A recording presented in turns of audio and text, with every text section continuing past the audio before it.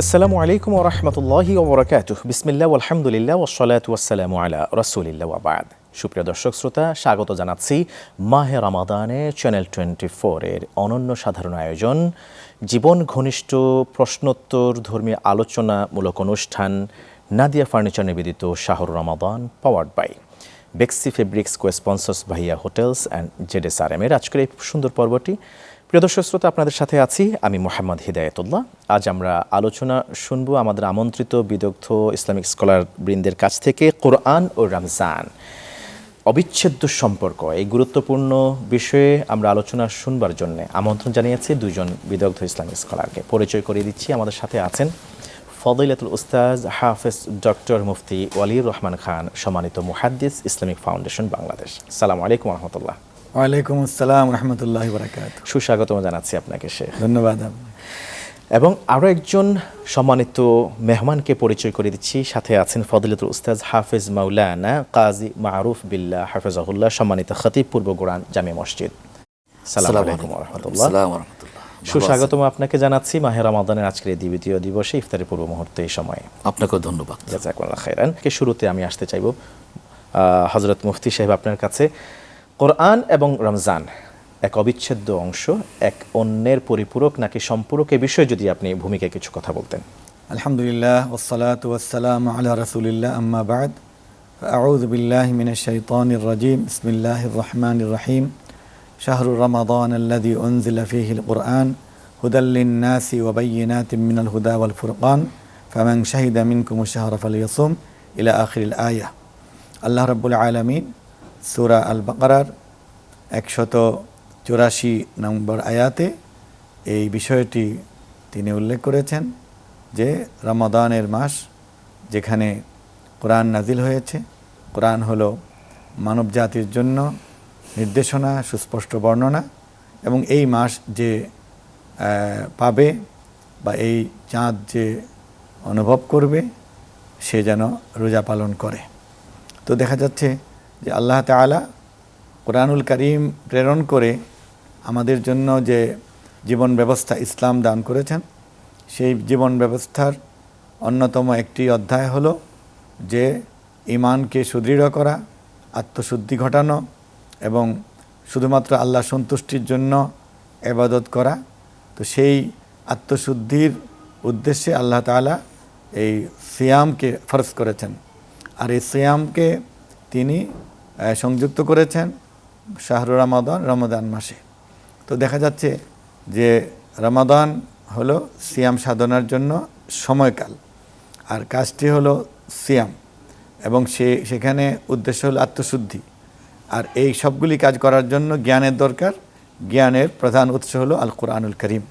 তো একটি সুন্দর সমন্বয় দিয়েই আল্লাহ তাআলা এই ব্যবস্থাটি দিয়েছেন। আল্লাহ অধিকতরভাবে জানেন যে আমার এই মখলুক বা এই জাতির জন্য কোন সিলেবাস, কোন দর্শন, কোন জীবন ব্যবস্থা উপযুক্ত, সেটি হলো কোরআনুল কারীম। তো এখন এই কোরআনুল কারীমের জ্ঞান ছাড়া আমাদের পৃথিবীবাসী প্রকৃত জ্ঞান বা তাদের জীবনের জন্য অপরিহার্য জ্ঞান কোথাও লাভ করবে না।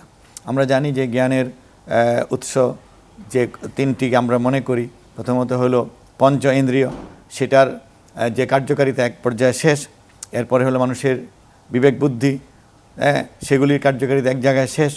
এরপর দেখা যায় যে মানুষের মৃত্যুর পর কোন জীবন আছে, জন্মের আগে মানুষ কোথায় ছিল, মানুষ কোন মহান উদ্দেশ্যে এসেছে, আবার কোন কারণে তাকে চলে যেতে হয়, কোথায় যেতে হয়, এগুলো কোনো প্রশ্নের উত্তর জ্ঞান বিজ্ঞানের কোথাও নেই। এটি একমাত্র উৎস হলো ওয়াহি এবং কোরআনুল কারীম। তো কোরআনুল কারীমকে আল্লাহ তাআলা জ্ঞানের প্রধান উৎস, আবার ইসলামী শরিয়ারও প্রধান উৎস হিসেবে দান করেছেন।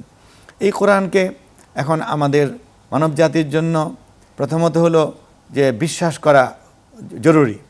সকল মানুষকেই যে কোরআন আল্লাহর প্রদত্ত কিতাব, গ্রন্থ, জীবন ব্যবস্থা, জীবন সংবিধান, এটা বিশ্বাস করার প্রথম মানে ঈমানের অংশ। এখন যারা বিশ্বাসী হবে তাদের উপর করণীয় কি? প্রথমত কোরআন এর পঠন রীতি অনুযায়ী বিশুদ্ধভাবে তেলাওয়াত করতে শেখা। এরপর হলো যে কোরআন সে শিখেছে এটার অর্থ, মর্ম, আবেদন, মাসায়েল, বিধান জানা। এরপরে হলো এর উপর আমল আমল করা, করা। অন্যকে শিক্ষা দেওয়া, প্রচার করা। চমৎকার করে আপনি বলছিলেন আসলে কোরআন এবং রমজানের পরস্পরের মাঝে কি অবিচ্ছেদ্য সম্পর্ক আছে এই বিষয়ে আমরা জানবো ইনশাআল্লাহ তাআলা আরও একটু, তবে বিরতির পর। প্রিয় দর্শক শ্রোতা, আপনারা দেখছেন নাদিয়া ফার্নিচার নিবেদিত Shahrur Ramadan powered by Bexi fabrics co sponsors Bhaiya hotels and ZSRM. ফিরবো কিছুক্ষণের মধ্যে ইনশাআল্লাহ তাআলা, প্রিয় অনুষ্ঠানের সাথেই থাকুন।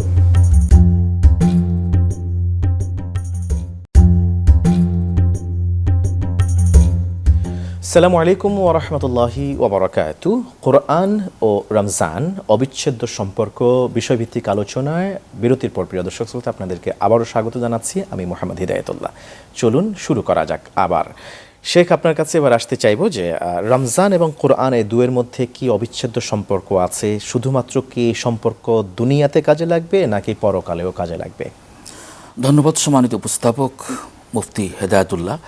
বিষয়টি অত্যন্ত গুরুত্বপূর্ণ এই জন্য যে একদিকে মাহে রমজানের মুবারক প্রতি বছর পরিক্রমায় আমাদের মাঝে রহমত, বরকত, মাগফিরাত, নাজাতের মহান পয়গম নিয়ে হাজির হয়, এবং অপরদিকে আল্লাহ রাব্বুল আলামিন আমাদের ফাতিহ হিসাবে দিয়েছেন মহাগ্রন্থ আল কোরআন। একদিকে কোরআন আমাদের জীবন সংবিধান, জীবন চলার পাথেও, আরেক দিকে হচ্ছে গোটা বিশ্ব মুমিনের জন্যে সর্বশ্রেষ্ঠ মাস হচ্ছে মাহে রমজানুল মুবারক। তাই তো আল্লাহ সুবহানাহু ওয়া তাআলা কোরআন কারিমে যেমনটি মোহতারাম বলছিলেন যে শাহরুর রমাদান, অন্যান্য মাসের মতো রমজান মাস একটি মাস, 12টি মাসের আরবি 12টি মাসের মধ্যে অন্যান্য মাসের মতোই একটি মাস। আল্লাযী উনজিলা ফীহিল কোরআন, এই মাসে কোরআন অবতীর্ণ হওয়ার কারণে, এই মাসে কোরআন নাজিল হওয়ার কারণেই অন্যান্য মাসের চাইতে ব্যতিক্রমী একটা মাস হলো রমজান মাস। তাহলে বোঝা গেল কোরআনের ছোঁয়া যেখানে আছে তার মর্যাদা, তার মাহাত্ম্য, তার গুরুত্ব, তার অপরিহার্যতা অনেক অনেক বেড়ে যায়। এই জন্য কোরআন একদিকে তেলাওয়াত করলে যেমন তার অসংখ্য ফায়দা, ফজিলত এবং সওয়াব রয়েছে, অপরদিকে কোরআন দিয়ে জীবন গঠন করলে, সমাজ গঠন করলে, গোটা জীবন পরিচালনা করলে সেই জীবনটি হবে সুখী, সমৃদ্ধশালী, শান্তিপূর্ণ একটি জীবন। এই জন্য কোরআন এবং রমজান একটার সঙ্গে আরেকটা অবিচ্ছেদ্য, যেমনটা আপনি বলছিলেন, অঙ্গাঙ্গিভাবে জড়িত। কোরআনকে বাদ দিয়ে রমজান নয়, রমজানকে বাদ দিয়ে কোরআন নয়। মাহে রমজান যখন আসে, দেখুন মানুষের কোরআন পড়ার স্বাদ ভিন্ন রকম হয়। দিনে কি রাতে, কিয়ামুল লাইল, তারাবির নামাজে মানুষ শুধু কোরআন তেলাওয়াত করতেই চায়, এবং কোরআনকে জানার জন্য, কোরআনকে জেনে বুঝে আমল করার জন্য মানুষ উদ্গ্রীব হয়ে পড়ে। এই জন্য আল্লাহ সুবহানাহু ওয়া তাআলা বলছেন, আফালা ইয়াতাদাব্বারুনাল কোরআন, মানুষগুলো কেন কোরআন নিয়ে গবেষণা করে না? শুধুমাত্র কোরআন তেলাওয়াত করার জন্য পৃথিবীতে আগমন করেনি। কোরআন তেলাওয়াত করবে, সে জানবে তেলাওয়াতকৃত ওখানে আল্লাহ সুবহানাহু ওয়া তাআলা তার জন্য কী রেখেছেন, তার জন্য চলার জন্য, তার বলার জন্য, তার জীবন চলার জন্য তার পাথেয় হিসেবে কী রেখেছেন। সুতরাং তেলাওয়াত যিনি করবেন, তেলাওয়াত করার ক্ষেত্রে অবশ্যই তাকে দারুণভাবে লক্ষ্য রাখতে হবে আল্লাহ রাব্বুল আলামিন তেলাওয়াতকৃত স্থানে আমার জন্য কী রেখেছেন, আমার পরিবারের জন্য কী রেখেছেন, আমার সন্তানের জন্য কী রেখেছেন, আমার ব্যবসা বাণিজ্য সুচারুরূপে সম্পন্ন করার জন্য কী রেখেছেন, আমার সমাজ ব্যবস্থার জন্য কী রেখেছেন, আমার বিচারালয়ের জন্য কী রেখেছেন, আমার স্ত্রীর হক আদায় করার জন্য কী রেখেছেন। সুতরাং এক কথা যদি আমরা বলতে চাই যে কোরআন এই রমজান মাসে নাজির হওয়ার কারণে আল্লাহ রাব্বুল আলামিন যেমনিভাবে মাহে রমজানের অনেক মাহাত্ম্য গুরুত্ব বাড়িয়ে দিয়েছেন, অপরদিকে মাহে রমজানে কোরআন তেলাওয়াত অধিক পরিমাণে তেলাওয়াতের পাশাপাশি কোরআন বোঝার জন্য মোক্ষম একটি সুযোগ আমাদের জন্য রয়েছে। আপনি দেখুন তারাবির মধ্যে হাফিজ কোরআন কি চমৎকারভাবে, কি সুন্দর করে তেলাওয়াত করে, যিনি তেলাওয়াত করেই যাচ্ছেন, একের পর এক আয়াতগুলো পড়ছে, কত হৃদয়কার আয়াত সুন্দর করে তেলাওয়াত করছেন। অপরদিকে মানুষ কোরআনকে বোঝার জন্য সূরা ফাতিহা থেকে শুরু করে সূরা নাস পর্যন্ত, আলহামদুলিল্লাহি রাব্বিল আলামিন থেকে শুরু করে মিনাল জিন্নাতি ওয়ান নাস পর্যন্ত গোটা কোরআন আপনি যেখানে হাত দিবেন সেখানেই মানুষের জীবন চলার পথেও, আপনি যেখানে দেখেন তার স্ত্রীর হক সেখানে রয়েছে, সন্তানের অধিকার রয়েছে, সমাজ ব্যবস্থা চলার জন্য অধিকার রয়েছে, ইনসাফপূর্ণ সমাজ কায়েম করার জন্য কোরআন কি চমৎকার, কি সুন্দর পাথেও সেখানে আল্লাহ সুবহানাহু ওয়া তাআলা দিয়ে দিয়েছেন। মানুষ অধিকার কথা যেমন বলেছেন, এবং মানুষ অন্যায় করলে তার কি প্রায়শ্চিত্ত হবে, সেখানে আল্লাহ সুবহানাহু ওয়া তাআলা বলে গাইডলাইন দিয়েছেন। জাযাকুমুল্লাহ খাইরান। আপনি চমৎকার করে আলোচনা শুনছিলাম আপনার কাছ থেকে যে কোরআন এবং রমজানের দুটি একে অপরের কিভাবে অবিচ্ছেদ্য অংশ হয়েছে। জাযাকুমুল্লাহ খাইর। শেখ, আপনাকে অনেক অনেক ধন্যবাদ জানাচ্ছি, চমৎকার আলোচনা রেখেছেন। প্রিয় দর্শক শ্রোতা, আল্লাহ সুবহানাহু ওয়া তাআলা রমজান মাসকে অনন্য বৈশিষ্ট্যের অধিকারী বানিয়েছেন কোরআন নাজিলের মাধ্যমে। এবং এই রমজান মাসে কোরআন নাজিল হয়েছে, বিশ্বনবী সাল্লাল্লাহু আলাইহি ওয়াসাল্লাম কোরআন তেলাওয়াত করেছেন, একাধিকবার খতম করেছেন, চর্চা করেছেন জিবরিল আমিন সহকারে। রমজানে এই পৃথিবীতে যেমনিভাবে কোরআনের একটা সম্পর্ক রয়েছে, ইন্তেকালের পরেও তেমন সম্পর্ক রয়েছে। হাদিস থেকে জানা যায় রমজান এবং কোরআন দুয়েই বান্দার পক্ষে আল্লাহ তাআলার কাছে সুপারিশ করবে। রমজান বলবে, আল্লাহ আমি তো তোমার এই বান্দাকে দিনের বেলায় যাবতীয় চাওয়াকে চরিতার্থ করা থেকে, পানাহার এবং খাবার গ্রহণ করা থেকে বিরত রেখেছি, ফাশাফিনি ফিহি, তার ব্যাপারে আমার সুপারিশ কবুল করুন।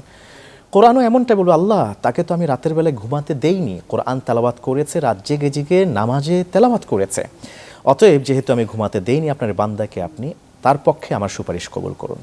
দুনিয়াতে যেভাবে কোরআন এবং রমজান পাশাপাশি অবিচ্ছেদ্য, পরকালেও বান্দার জন্য কোরআন এবং রমজান অবিচ্ছেদ্য। আল্লাহ তাআলা আমাদেরকে সিয়াম সাধনার এই মাসে কোরআনকে পরিপূর্ণভাবে গ্রহণ করে আত্মস্থ করে তদনুযায়ী আমল করার তৌফিক দান করুন। এই আশাবাদ ব্যক্ত রেখে প্রত্যেকের সুস্বাস্থ্য দীর্ঘায়ু কামনা করে প্রত্যেকের আমাদের পরিচিত এবং প্রিয় অনুষ্ঠান নাদিয়া ফার্নিচার নিবেদিত Shahrur Ramadan powered by Bexi fabrics co sponsors Bhaiya hotels and Z S R M আজ এ পর্যন্ত শেষ করছি। আসসালামু আলাইকুম ওয়া রাহমাতুল্লাহি ওয়া বারাকাতুহু।